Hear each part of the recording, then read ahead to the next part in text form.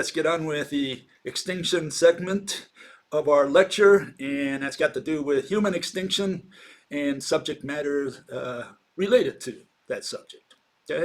Okay, so here we go. A fella says, we do not have democracy, nor do we have a rule by the majority.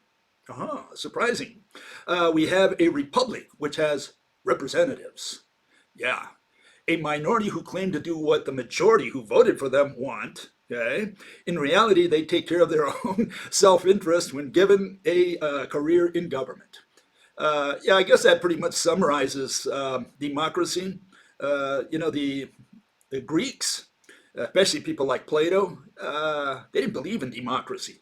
I mean, they concocted this form of government, but at least Plato thought it was the worst form of government, and I'm sure Socrates did as well.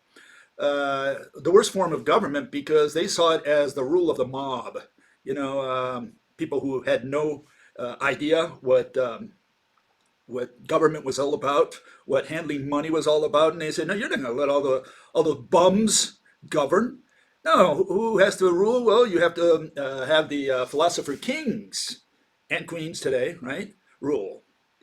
One thing that people are not aware of is that you vote for politicians, they become the rulers, and then they allegedly rule over you. You've selected them for you, okay? But what's the issue? The issue is that voting is not a right.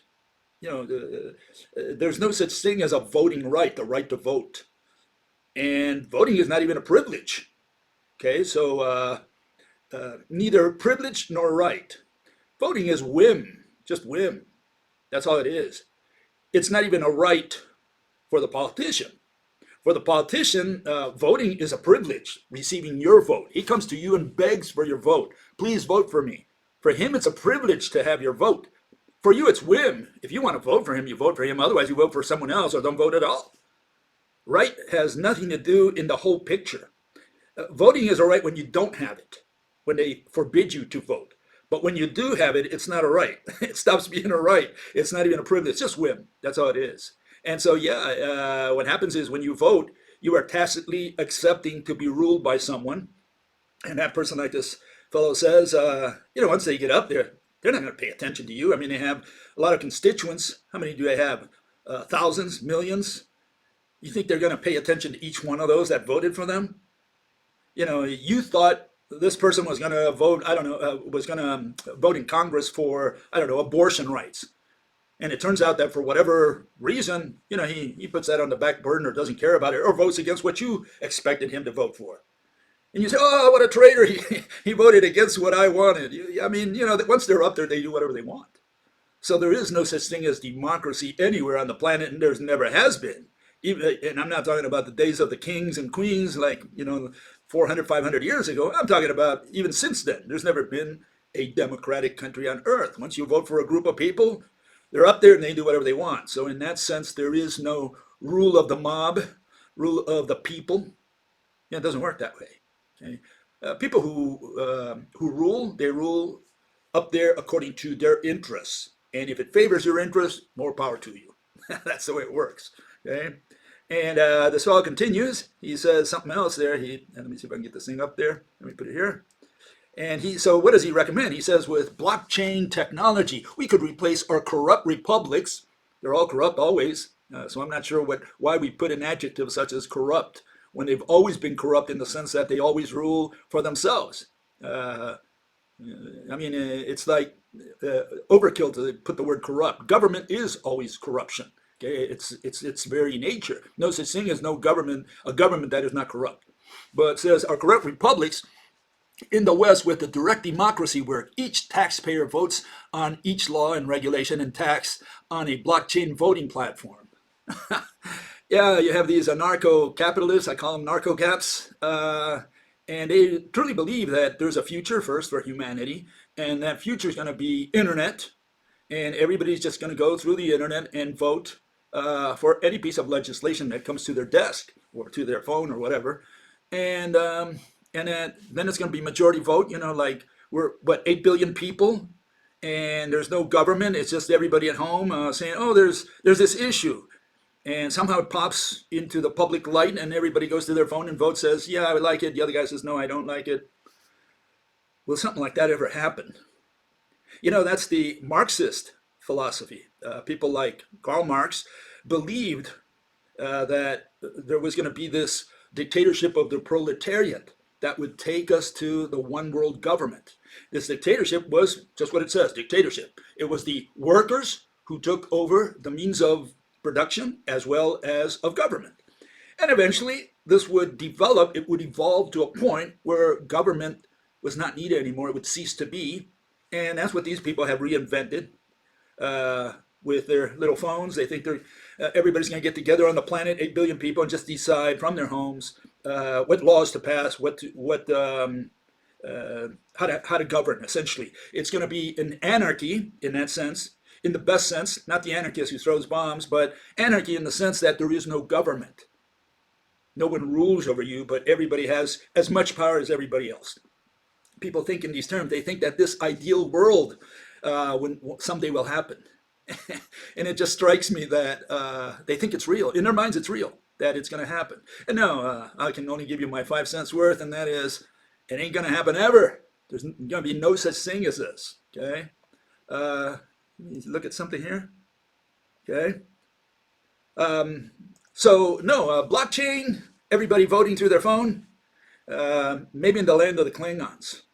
And we're not going to make it, in fact, for what little time we have left here on Earth, okay? We're due for extinction. So this world in which everybody votes through their phone,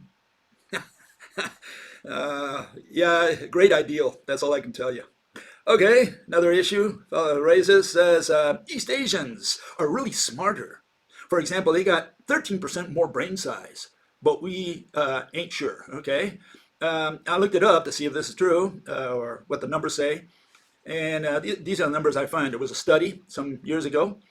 It says the average cranial volume among East Asians was 1.415 cubic centimeters, okay? Compared with 1.362 for Europeans, 1.268 for Africans.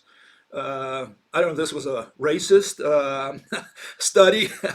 It sounds like it, but if you do the numbers, well, the Asians are, about 0.04%, 4% bigger brain case than whites, like me, for example, and almost 12% bigger brain case than the blacks. Well, assuming it's true, does that make them more intelligent, smarter, because they have a bigger brain? I mean, it is also said that the Neanderthals, they had bigger brains than ours, or just about as big as ours. Were they as smart as we were? Well, certainly they did not develop beyond hunter-gathering. We did a little better, right?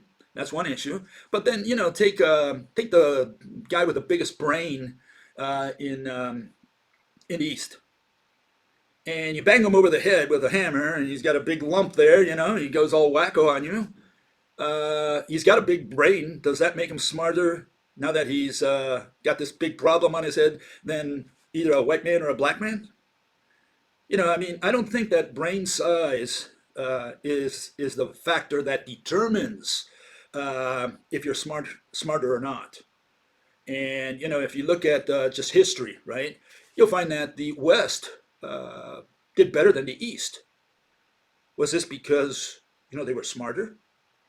Meaning, did they have bigger brains in those days, 400 years ago, 500 years ago, when the Western world was way ahead of the Eastern world?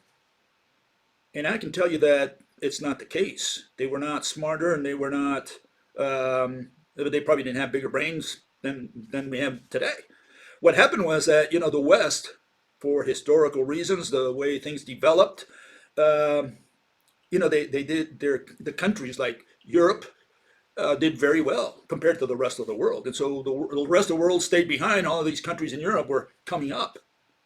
And if you go 1,000 years ago, it was the Arabs that were up there and not Europe. Europe was undergoing terrible times right after, Charlemagne and some of the other people who ruled Europe. Whereas the Arabs seemed like they had the world ahead of them, and it lasted maybe 600 years till about the days of Suleiman the Great, the Magnificent. And then from then on, the Ottoman Empire went down, and what came up were the Europeans. So were the Arabs with bigger brains, 1,000 years ago? Were the whites in Europe with the bigger brains 400 years, 500 years ago? And now the Chinese now are growing their brains bigger? I don't think so. I think smartness does not necessarily mean, bigger brains. It just means that today we have our brains developed because of evolutionary processes, and any person on Earth, more or less, I can't say that any because there are all kinds of people out there, but a great majority of people out there have enough brains, enough smartness, whether their brains are smaller or bigger, whether they are female or male, whether they are black, white, or yellow. They have enough smartness to understand anything that is taught to them. If God, Mother Nature, Father Universe, the devil, whoever comes down here, were to explain to us a theory of, for example, how the universe works, I think we would all pretty much understand it. We have enough smartness, enough intelligence to understand what's being said to us, or the theory. So I don't know about brain size. In fact, I think they did an analysis of Einstein's brain, and they didn't find anything unusual. So just keep that in mind.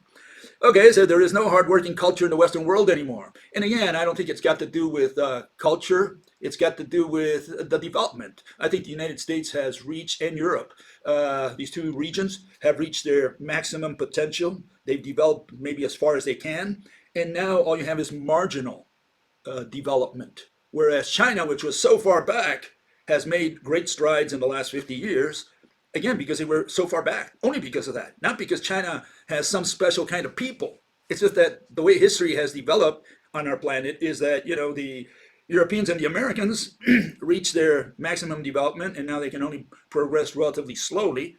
And part of that is because the population is not increasing as dramatically as it used to. And China is only catching up, and their population is also stagnating, as the numbers seem to indicate. And they're going to reach, some kind of leveling off as well. So I don't know. I don't think there is this thing where they're smarter.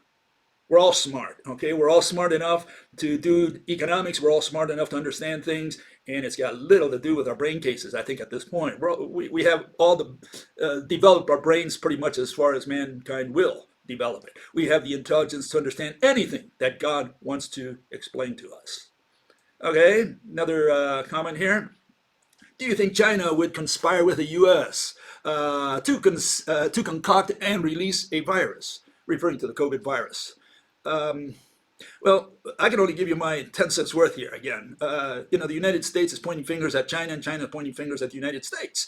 There was this meeting, I think in August of 2019, military people meeting in Wuhan, this supposed city in China where this COVID thing apparently got started. And what happened? The Chinese say that the Americans, the military from the United States, brought the bug made at the secret labs there in Washington. They brought it over to Wuhan and spread it out there. And the Americans say the opposite. They say, oh, it was the Chinese who started this COVID in a lab and introduced it over there in Wuhan. And you have these two mafias just pointing their fingers at each other. Who do you believe? Well, again, it's opinion. There's nothing solid anywhere there. And so one of the issues is whether this COVID is an artificial thing that was made in a lab, or whether it came through the airwaves, nature. In the case of HIV, the AIDS thing, they claim it started in Africa. It was maybe hidden in the jungles, and someone went over there and got in touch with some monkeys, with some apes, possibly gorillas, and caught it and brought it to the world. Well, something like that could happen, that there's this bug out there, and suddenly you come in contact with it, and suddenly it spreads throughout the world because you are the carrier. That could happen. Is that the case with this COVID thing? Is it that someone just picked it up in Wuhan? From the air? It was never caught, and suddenly it starts from nowhere, and I catch it and bring it over? Is that the way it works? Or did someone prepare this thing?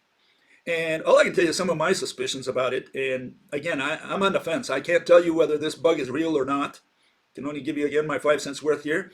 And that's that I would think that China and the United States would not cooperate on such a thing as this. And neither would Iran and North Korea and Cuba and all these countries that are enemies of the United States. I don't think it's uh, possible. Okay, it's possible, yeah, but I don't think it's likely. Okay, but the question then is, you have this bug, and it comes right around the time of flu time. This is the flu time here, at least in the northern part, in the northern hemisphere. This is the fall winter era.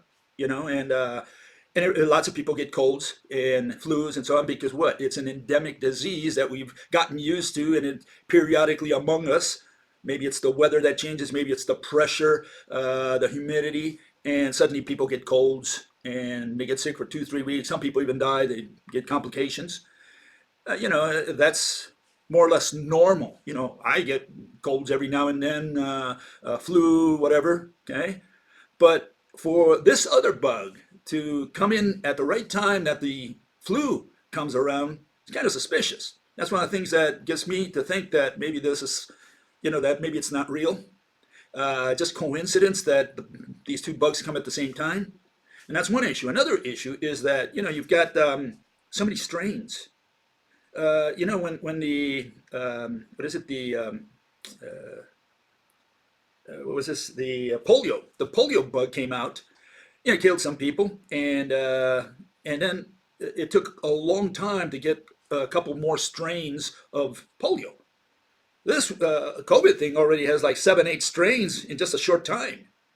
That makes you kind of wonder, is this real?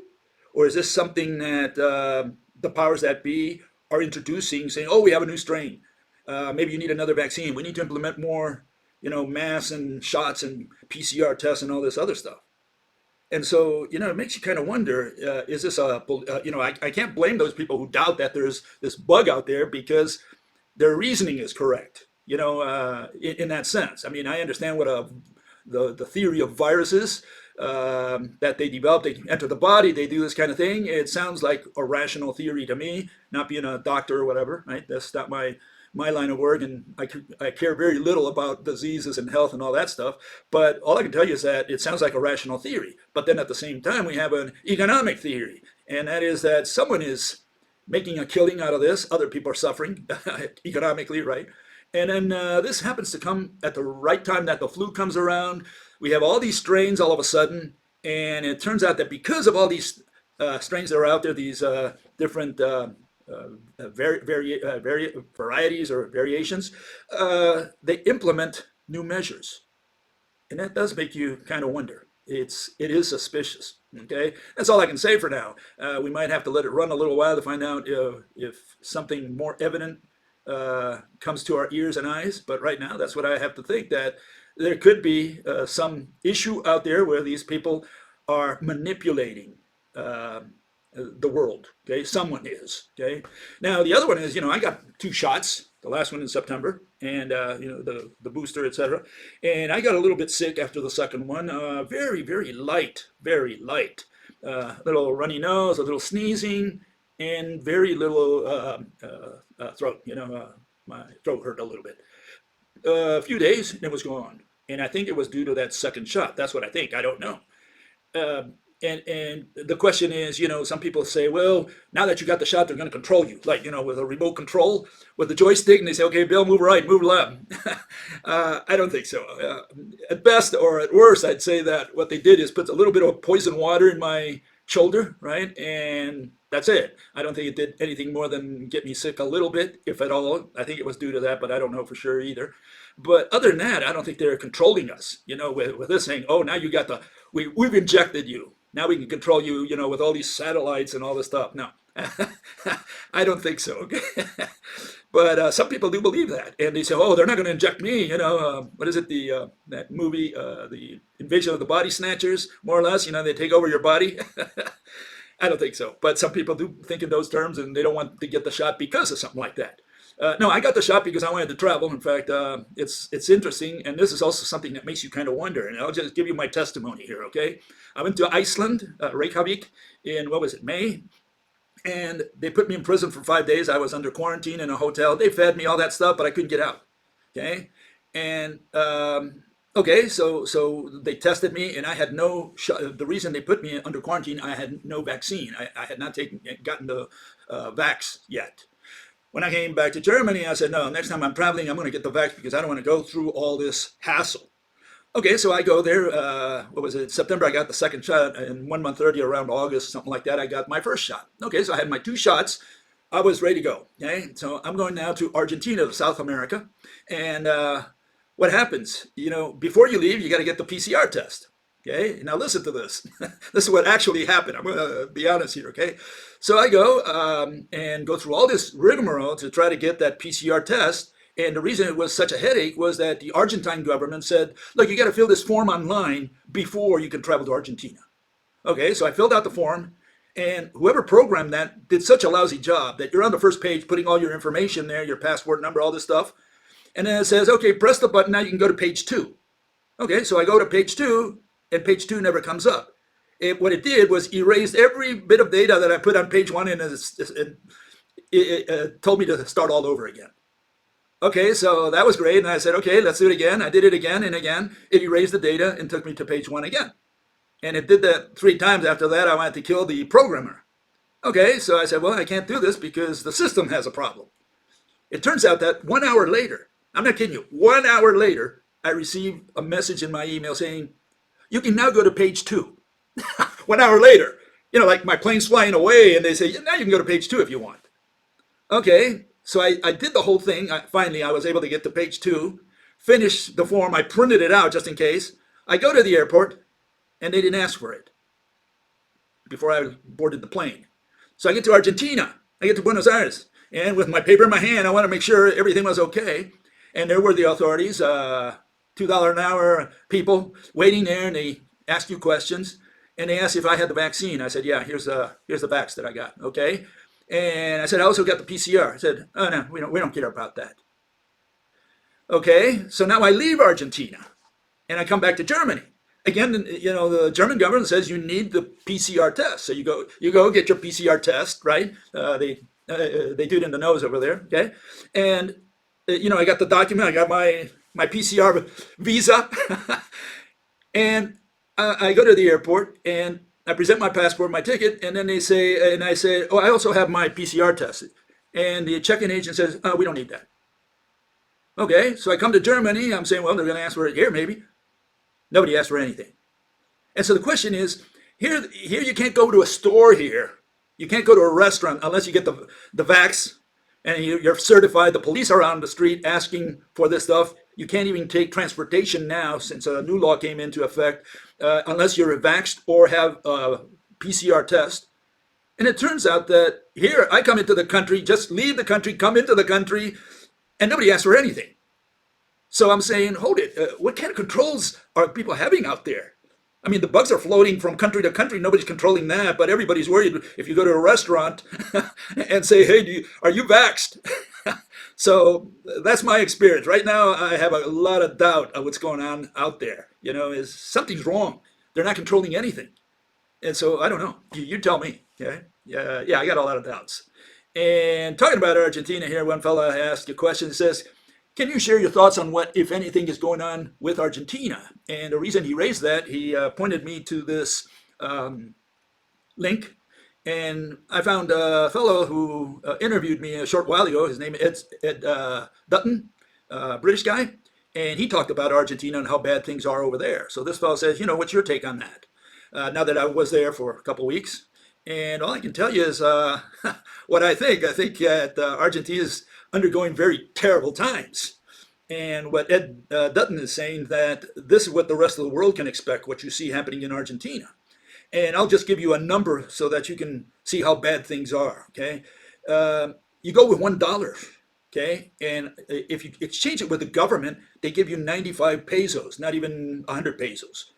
If you go out on the street, they give you 200 pesos, okay? Now, I always exchange on the streets. You never exchange officially in Argentina unless you're crazy, because you're going to lose a lot of money. You've always lost money, except one time where the dollar was 1 peso, $1 during a short period of time in the 90s. Other than that, you never go to Argentina and use your credit cards or exchange money with the government. You don't do that because the government's going to steal you just blind. And people say, well, you can't exchange on the streets because you don't know what you're getting.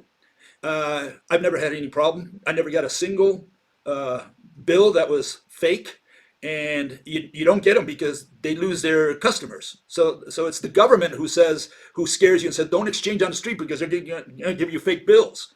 Well, even in the worst of cases, even if they gave me, half of my bills were fake, I would still be ahead of the government. Okay, because if half of my bills are fake, I still get 100 pesos per dollar, whereas the government only gives you 95. So even if they give me fake bills, I'm ahead. And of course, that never happened. I never got fake bills on the streets. And it just gives you an idea of how many problems they have down there. Just to give you an idea, for $1, you travel like 20 minutes, not kidding you, like 20 minutes with a taxi for $1, 200 pesos. Unbelievable. Things are extremely cheap down there. And a worker makes maybe anywhere between $200 and $300 a month. Within Argentina, that's in terms of pesos, they can work with that. But imagine if that person would have to travel abroad, especially go to Iceland, which is probably the most expensive country in the world, wouldn't be able to make it. So all the prices and salaries in Argentina are depressed. And you can spread that around in all of South America. South America is not doing very well. And what Dutton was saying is that the West is following Argentina. They're going to be in the same situation as Argentina in a few years or in a short time or whatever. They're following Argentina's lead. They're going out there borrowing money. Argentina owes like $50 billion, and they just go to the IMF and just ask for more money and pay interest, and they just do this over and over and over again. That's all they do. And there's no progress, there's no expansion of the economy. And so the question is the West following the lead of countries like Argentina? Are they just creating money with no growth? And is that sustainable?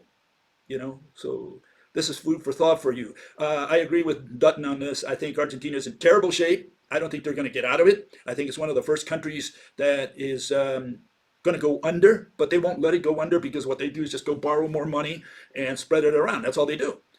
And maybe the United States is doing the same thing. Europeans here, the European countries are doing the same thing. They're all just creating money. And where's the growth? Is this sustainable? Just creating money and just keep doing this forever? Is that what we can expect? Or is there going to be a collapse of the global economy? Which is what I'm saying will happen. When, not if, but when it happens, it's the end of man. My 5 cents worth.